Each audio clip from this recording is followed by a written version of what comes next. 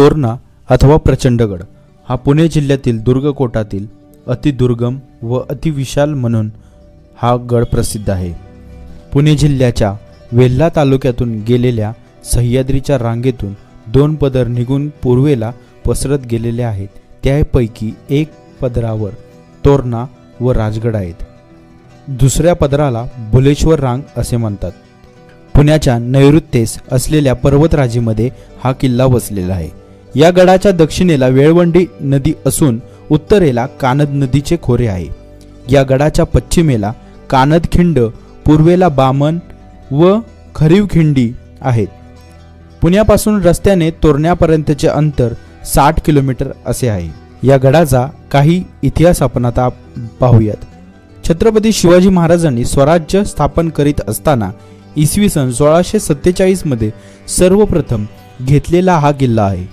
छत्रपती शिवाजी महाराजांनी हा किल्ला घेऊन स्वराज्याचे तोरण बांधले, म्हणून या किल्ल्याचे नाव तोरणा किल्ला असे ठेवण्यात आले।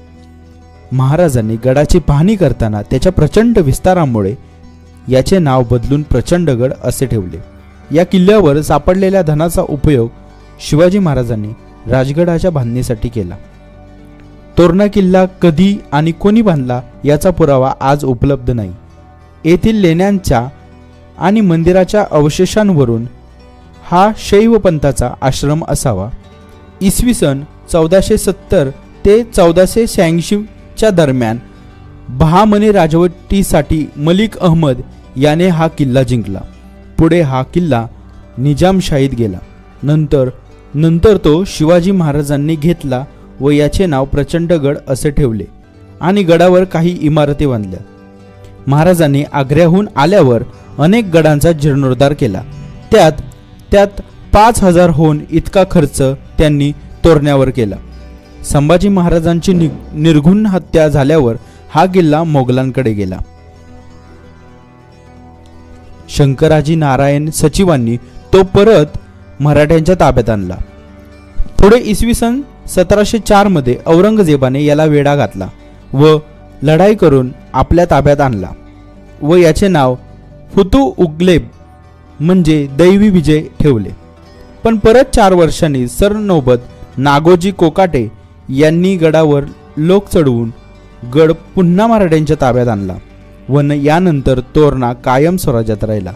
पुरंदराच्या तहात जे किल्ले मोगलांना दिले त्यामध्ये तोरणा महाराजांकडेच राहिला होता। विशेष म्हणजे औरंगजेब बादशाहने लढाई करून जिंकलेला असा हा मराठ्यांचा एकमेव किल्ला होय। तोरणा गडावर मेंगाई देवीचे प्राचीन मंदिर असे बघायला मिळते।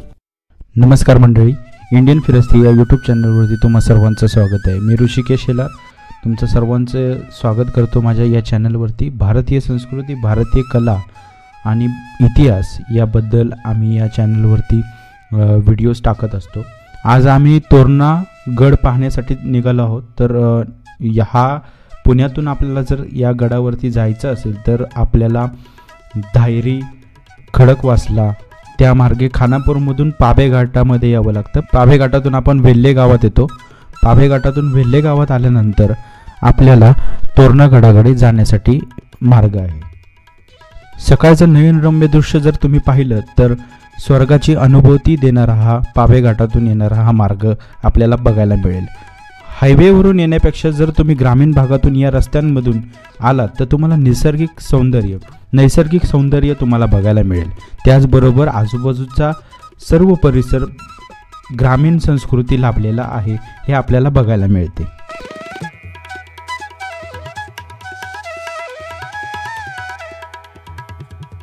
आता आपण पाभे गावात आहोत। तर पाभे गावातून आपण आता वेल्हे गावात आलो आहोत। वेल्हे गावात आल्यानंतर इथे तुम्ही नाश्ता करू शकता। इथे स्पेशल मिसळ भेटते आणि खूप म्हणजे अप्रतिम चव असलेली ही मिसळ आपल्याला इथं मिळेल आणि चांगला असा नाश्ता इथं तुम्हाला बघायला मिळतो।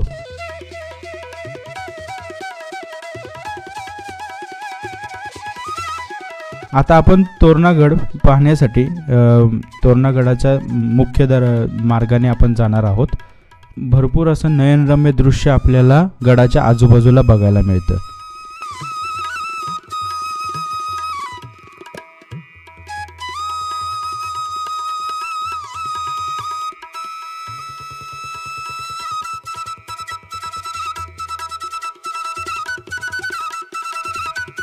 तर आता आपण गड चढण्यासाठी निघालो आहोत आणि गडाच्या अर्ध्यापर्यंत आल्यानंतर आपल्याला इथल्या जवळपासच्या शेतकऱ्यांनी पिकवलेली नाचणी आपल्याला बघायला मिळते. तर तुम्हाला डोंगरात पिकवलेली नाचणी बघायला मिळेल.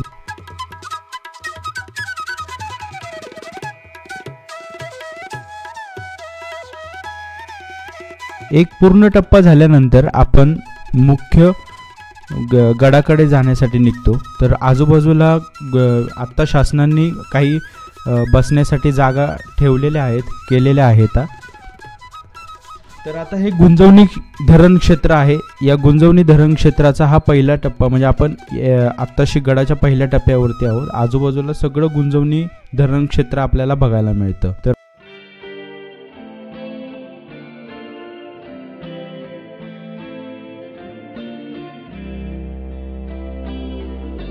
तर असा प्रचंड गड, उगाच नाव ठेवलेलं नसेल या गडाचं, कारण खूप मोठा विस्तार लाभलेला आहे या गडाला. खूप मोठी जागा या गडावरती आपल्याला बघायला मिळते. तर जाण्या येण्यासाठी हा असा कच्चा रस्ता आहे आपल्याला ट्रेकिंगसाठी. पण काही ठिकाणी रस्ता अत्यंत घातक प्रकारात आहे. काही ठिकाणी संवर्धन न झाल्यामुळे काही रस्ता खचलेला आपल्याला बघायला मिळतो. अशा या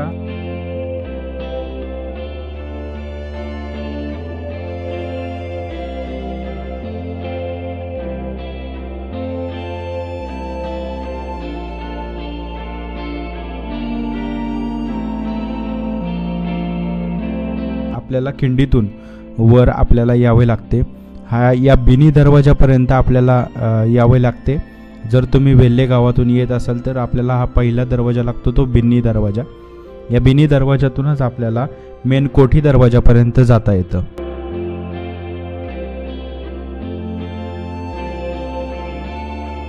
आजूबाजूला तर तुम्ही बघितलं तर गडाचं कोणत्याही प्रकारचं संवर्धन बघायला मिळत नाही.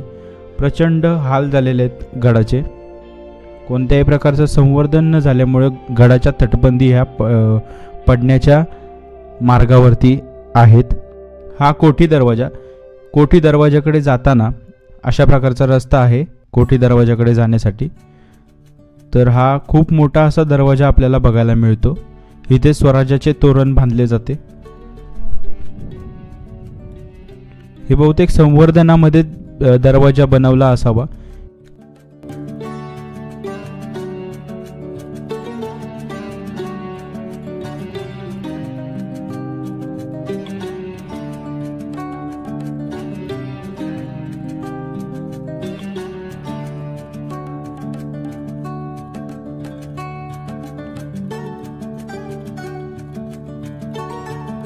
कोठी दरवाजाच्या वरती आल्यानंतर अशा प्रकारचा कोठी दरवाजा आपल्याला बघायला मिळतो. पूर्णतः बांधकाम जर तुम्ही स्ट्रक्चर बघितलं तर आजच्या इंजिनियर्सना सुद्धा लाजवेल असं हे बांधकाम आहे.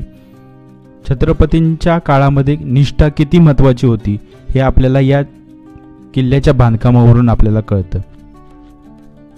जेव्हा आपण कोठी दरवाजातून पुढे येतो तेव्हा आपल्याला मेंगाई देवीच्या मंदिराकडे जाण्यासाठी हा मार्ग आहे.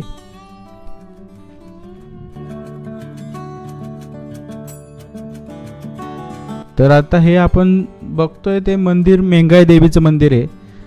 तर हे सुद्धा काही ठिकाणी संवर्धन केलेलं बघायला मिळतं.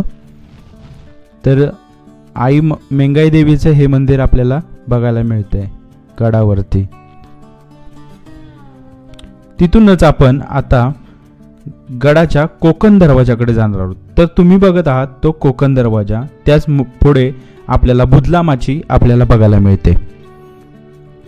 बुदलामाचीचा हा समोरचा परिसर आपल्याला बघायला मिळतो. तर हा आहे कोकण दरवाजा.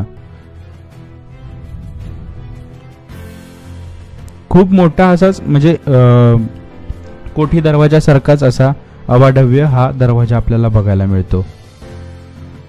त्यानंतर आपण जाणार आहोत झुंजार माची बघण्यासाठी. तर झुंजार माचीकडे जाताना आपल्याला अशा प्रकारे जर गडाच्या बाजूने तुम्ही गेलात, तटबंदीच्या बाजूने गेलात, तर तटबंदीच्या बाजूने आपल्याला भरपूर असं निसर्गरम्य असं वातावरण बघायला मिळतं. त्याचबरोबर राजगडचं दर्शन आपल्याला होतं. तर आता तुम्ही समोर बघत आहात तर ती आहे झुंजारमाची. छत्रपतींची स्मारकं काय असतील, छत्रपतींचा काय आदर्श असेल तर ते गडकोट आहेत. छत्रपतींनी पहिला गड आपल्या स्वराज्यात आणला तो तोरणागड. याच तोरणागडाची आजची अवस्था जर तुम्ही गडावरती गेल्यानंतर बघितलीत तर किती धक्कादायक आहे, किती घातक आहे. शिवपाईकांना एवढंच सांगणं आहे की आपण गड बघण्यासाठी नक्कीच जावं, पण तिथं कोणत्याही प्रकारचा कचरा सुद्धा तरी करू नये. आपण जर संवर्धन करत नसेल तर कचरा तरी करू नका.